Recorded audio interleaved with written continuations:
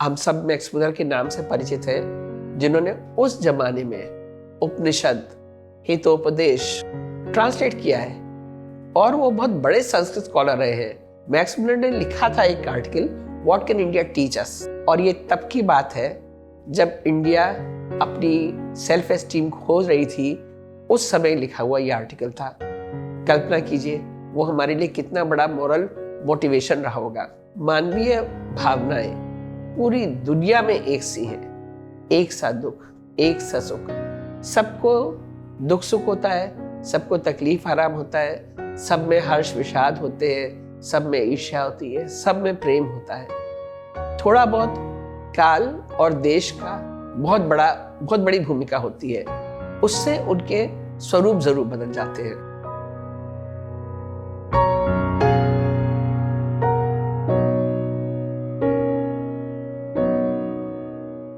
नमस्कार दोस्तों, आज हम थोड़ा सा जर्मन भाषा के साहित्य के बारे में बात करेंगे।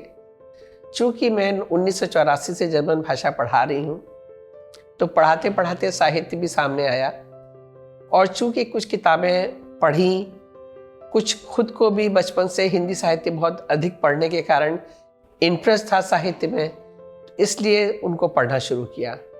किताबें पढ़ी, भाषा पढ़ी, उस दौरान बहुत सारी यात्राएं भी की। जर्मनी गए, ऑस्ट्रिया गए, स्विट्जरलैंड गए, तो उस सब के सहारे उनके जीवन में झांकने का एक मौका मिला। जब पहली बार जर्मनी गई तो एक दिन अखबार में एक समाचार था, आज मौसम अच्छा रहेगा, आज धूप निकलेगी। हमारे हिसाब से धूप निकलेगी, मौसम अच्छा रहेगा, ये मैच नहीं करता है। तो हमको समझ में नहीं आई बात, पर जब 2 महीने वहाँ रहे तो समझ में आ गया।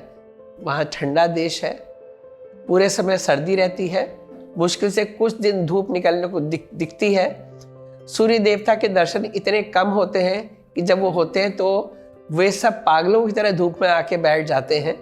तो उसकी कीमत क्या है, ये हम तभी समझ पाए, तभी हम इस बात को समझ पाए कि आज मौसम अच्छा रहेगा और धूप निकलेगी। तो ये एक छोटी सी शुरुआत भर है, और मैं यहाँ पर सिर्फ ये कहना चाहती हूँ कि हम सब दुनिया में सब इंसान हैं, एक से हैं, पर हर देश में, हर कॉन्टिनेंट में अलग अलग संस्कृतियाँ हैं। तो वो जो अलग संस्कृति है या अलग भाव है या अलग रहन सहन है, उन सब के पीछे बहुत सारे कारण हैं। तो एक स्वीपिंग रिमार्क कर देना कि हम अच्छे या वो बुरा, या वो अच्छे या हम बुरा, मुझे लगता है ये तर्क संगत नहीं है। हम ये कह सकते हैं कि हम ऐसे हैं और वो वैसे हैं, या वो वैसे हैं और हम ऐसे हैं, और उसके पीछे कारण है। जैसे एक कारण अभी हमने आपको बताया, एक बहुत छोटी सी भौगोलिक स्थिति की वजह से ऐसा हुआ। फिर जब किताबें पढ़ी तो और गहन अध्ययन करने को मिला उनकी संस्कृति के बारे में, उनके तौर तरीकों के बारे में, उनके चाल चलन के बारे में, क्यों ऐसा होता है। मैंने देखा कि मैं एयरपोर्ट से और अपने होटल पहुंच गई, सड़क पर हमको कहीं कोई आदमी खड़ा नहीं दिखा, 5-6 लोग नहीं खड़े दिखे किसी भी नुक्कड़ पे। तो मैंने सोचा आज क्या छुट्टी का दिन है, कहीं स्ट्राइक तो नहीं है, या क्या बात है, कर्फ्यू है क्या। पर जब रहे तो समझ में आया इतनी सर्दी है कि सड़क पर खड़े होकर बात करना संभव ही नहीं है।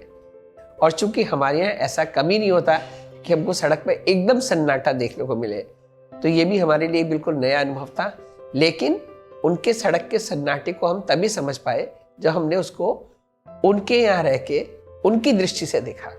ये एक बहुत महत्वपूर्ण चीज़ है। फिर हमने देखा कि कुछ तो चीज़ें खैर उनके यहाँ पाबंद कुछ बहुत सख्त है। समय के मामले में जर्मन्स बड़े सख्त हैं और बहुत पाबंद हैं, आप घड़ी मिला लें इस हद तक। तो ये खैर उनकी अपनी प्रकृति है। और एक चीज़ और मैंने महसूस की कि वो काम को और मनोरंजन को बिल्कुल अलग अलग रखते हैं, मिलाते नहीं हैं। जैसे जब काम करते हैं तो वो परिवार में किसी को फ़ोन करके बात नहीं करते, या किसी दोस्त सहेली को फ़ोन नहीं करते। हाँ, जब वीकेंड है, जब छुट्टी का समय है, जब वो किसी के साथ मनोरंजन कर रहे होते हैं, तो वो अपना मोबाइल नहीं साथ रखते, मैंने एक स्विस लेडी को एक छोटा सा पर्स दिया सिर्फ मोबाइल रखने भर के लिए। तो उसने मुझसे पूछा ये किस लिए? मैंने कहा कभी आप पार्टी वार्टी में जाना चाहें और बड़ा पर्स ना ले जाना चाहें तो मोबाइल रख के ले जाना चाहें तो इसके लिए पर्स है। तो बहुत अचंभित हो गई। उसने पूछा अगर बड़ा पर्स नहीं ले जाना तो ये मोबाइल क्यों लेके जाना? मुझे उसके अचंभे में बड़ा अचंभा हुआ, क्योंकि हम तो बिना मोबाइल के 1 मिनट भी नहीं रह सकते हैं। बस चले तो आधी रात को भी उठ के देखें मोबाइल में क्या मैसेज आया। तो मैंने कहा कि अगर कोई किसी का फोन आ जाए, कोई ऑफिशियल कोई मैसेज आ जाए, तो उसने कहा नहीं, जब हम अपने पार्टी में होते हैं तो हम काम की बात नहीं करते और हम ये एक्सपेक्ट करते हैं कि कोई काम की बात नहीं करेगा और हमारे यहाँ कोई करता भी नहीं। तो इसलिए ये तो कोई चांस ही नहीं कि हम पार्टी में जाएं मोबाइल लेके जाएं। एक छोटी सी तुलना, यहाँ पर कई निजी संस्थानों में ऐसी संस्कृति है कि अगर हम छुट्टी वाले दिन ऑफिशियल मेल को नहीं देखते हैं तो अगले दिन हमको शो कॉज नोटिस मिलता है, why didn't you see the mail. ये छोटा सा एक फर्क है। शायद हम काम और मनोरंजन के बीच में अंतर नहीं बैठा पाए या उसको अलग नहीं कर पाए। काम के साथ मनोरंजन करते हैं, मनोरंजन के साथ हम काम करते हैं। खैर, ये अपनी अपनी प्रवृत्ति है। जो डिफरेंस था वो मैंने जो ऑब्जर्व किया वो मैंने बताया। अब उसके अलावा टाइम को लेके, डिसिप्लिन को लेके, सफाई को लेकर वो बहुत बहुत कटिबद्ध है। सफाई का मतलब सफाई, उसमें कई सारी चीज़ें शामिल हैं। कुछ तो उनके अपने रिवाज, उनके अपने नियम, और कुछ वहाँ की भौगोलिक स्थिति। हमारे यहाँ हम उस टाइप का घर की सफाई इसलिए नहीं रख पाते हैं कि हम सुबह डस्टिंग करते हैं, शाम को धूल हाजिर। हम अगर उंगली लगाएं तो फिर हमें उंगली पे धूल दिखेगी, क्योंकि हमारे यहाँ धूल है।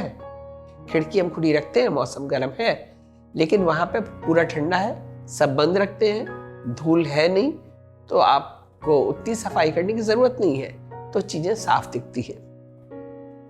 तो ये फर्क है ये, लेकिन फर्क जब हम समझ लेते हैं तब फिर हम किसी को किसी भी प्रकार को आरोप देने से बच जाते हैं। नहीं तो हम कहते हैं अरे वो कैसे हैं और हम कैसे हैं।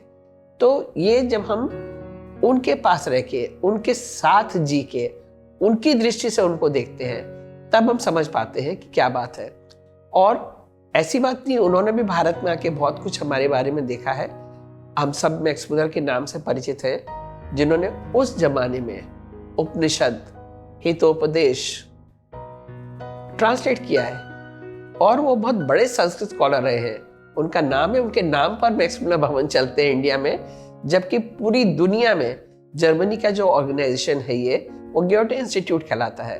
सिर्फ इंडिया में मैक्स मुलर भवन कहलाता है, क्योंकि इंडिया के लोगों का मैक्स मुलर से परिचय था।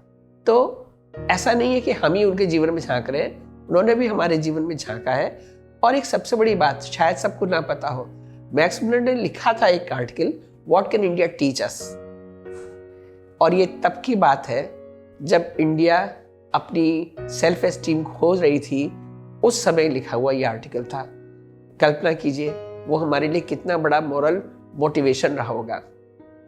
तो बात सिर्फ ये है कि हम दूसरे की संस्कृति में, दूसरे के जीवन में झांक के देखें तो बहुत सारे प्रेजुडिस हमारे कम होने लगते हैं। उसके अलावा हमने जब किताबें पढ़नी शुरू की तो किताबें पढ़ते पढ़ते बहुत कुछ देखने को मिला और बहुत कुछ समझने को मिला। तो मैंने पुराने ऑथर्स को भी ट्रांसलेट किया है।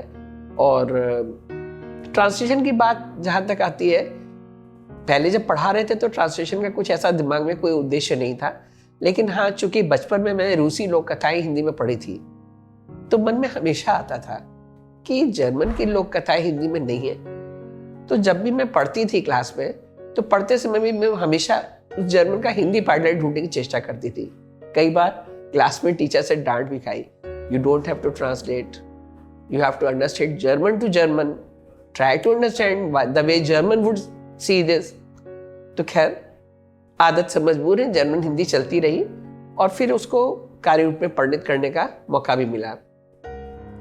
तो जब किताबें हमने अनुवाद की तो हमने देखा मानवीय भावनाएं पूरी दुनिया में एक सी हैं, एक सा दुख, एक सा सुख। सबको दुख सुख होता है, सबको तकलीफ आराम होता है, सब में हर्ष विषाद होते हैं, सब में ईर्ष्या होती है, सब में प्रेम होता है। थोड़ा बहुत काल और देश का बहुत बड़ी भूमिका होती है, उससे उनके स्वरूप जरूर बदल जाते हैं।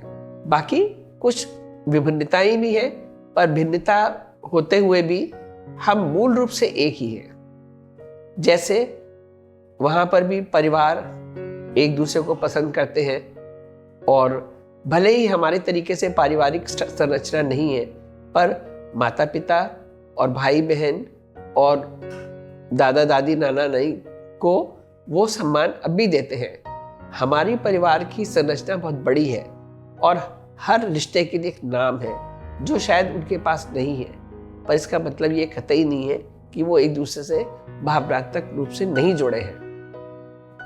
और इसके उदाहरण साहित्य में देखने को मिले। उपन्यास पढ़ते पढ़ते एक उपन्यास मेरे हाथ में आया जिसमें एक बच्ची अपनी नानी के साथ मिलकर एक उपन्यास लिख रही है। तो अगर रिश्ते नहीं होते, लगाव नहीं होता, तो ये स्थिति कैसे आती? अब जब दोनों मिलकर उपन्यास लिख रहे हैं तो उपन्यास लिखते लिखते दोनों आपस में बातचीत करते हैं, और बातचीत करते करते बहुत सारी चीजें सामने आती हैं। उसमें देश की राजनीति, देश का इतिहास, देश का भूगोल, सब कुछ सामने आता है, और समाज की जो छवि हमारे सामने आती है उसके पीछे इन सभी चीजों की बहुत अहम भूमिका होती है। जब हम इस उपन्यास के बारे में बात करेंगे तो हम देखेंगे कैसे हर चीज का इनके उपन्यास पर, इनकी बातचीत पर प्रभाव दिखाई पड़ता है। राजनीतिक जो पृष्ठभूमि है उसका बहुत बड़ा प्रभाव सामाजिक जीवन पर पड़ता है। पूरा समाज उसके साथ हो या ना हो, पर उसे इसको फॉलो करना ही पड़ता है, और उसकी इच्छा की कोई कीमत नहीं होती। तो ऐसे में पूरा का पूरा देश एक विचारधारा का अनुयायी बन जाता है। तो अब ये उस समाज का उस समय की संस्कृति बन जाती है। तो ये इसके लिए हम दोष समाज को नहीं देते, उस विचारधारा को देते हैं, जो पूरी दुनिया में हम अगर इतिहास उठा के देखें, सभी जगह समय समय पर किसी विशेष विचारधारा का बहुत प्रभाव रहा है, और उसके प्रभुत्व के कारण समाज के रूप, समाज के चाल चलन, समाज के रिवाज बदलते रहे हैं, और उसने इंसान को बहुत प्रभावित किया है। और इसीलिए साहित्य में पूरे समय उसकी झलक दिखाई पड़ती है। अभी हमने बात की कि जर्मनी के राजनीतिक, साहित्यिक, सामाजिक और ऐतिहासिक परिवेश की, उनकी संस्कृति की। अब हम इन सभी विषयों के ऊपर बात करेंगे। आने वाली कड़ियों में एक एक किताब को लेकर उसकी चर्चा करेंगे और उसके विभिन्न पहलुओं पर विचार विमर्श करेंगे, और संक्षेप में आपको ये भी बताएंगे कि क्या भाव इस किताब का सबसे मुख्य भाव है, क्या चीज़ उसमें सबसे ज़्यादा चर्चा में लाई गई है, और किस उद्देश्य से ये किताब लिखी गई है, और ऐसा क्यों है, उसके पीछे कौन से कारण है, सामाजिक कारण है, राजनीतिक कारण है, ऐतिहासिक कारण है, या उनकी अपनी संस्कृति है। ये इसके बारे में हम आगे वाली कड़ियों में आपसे बात करते रहेंगे।